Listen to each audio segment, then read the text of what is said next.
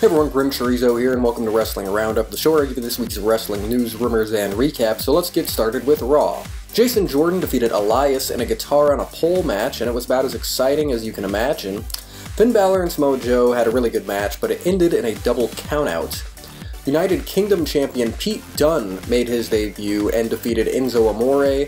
I'm assuming it was a one-night-only thing because they were in the United Kingdom, but you never know. Maybe he's on Raw from here on out. I don't know.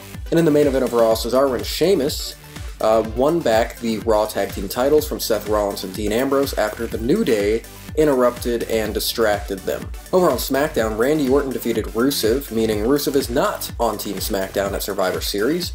Becky Lynch defeated James Ellsworth in a intergender match, which was awesome. In a match for the SmackDown Tag Team titles, Shelton Benjamin and Chad Gable defeated the Usos, but it was by countout, so the titles stay with the Usos. And in the main event of SmackDown, AJ Styles defeated Jinder Mahal to win the WWE Championship. Thank God. So I think that both shows were really good this week, to be honest, but I'm giving the win to SmackDown. AJ and Jinder was actually a really good match, and I'm really happy AJ is the champ again and that Jinder is not.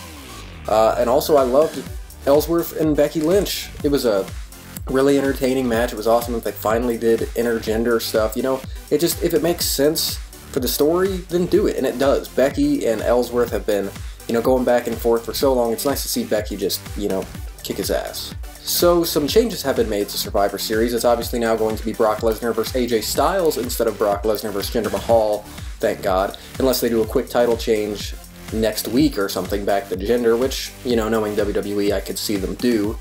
And as it stands right now, the teams for Raw and SmackDown have been finalized. Team Raw, Braun Strowman, Kurt Angle, Finn Balor, Samoa Joe, and Jason Jordan versus Team SmackDown, Shane McMahon, Bobby Roode, Shinsuke Nakamura, Randy Orton, and John Cena. The biggest news of the week has to do with New Japan.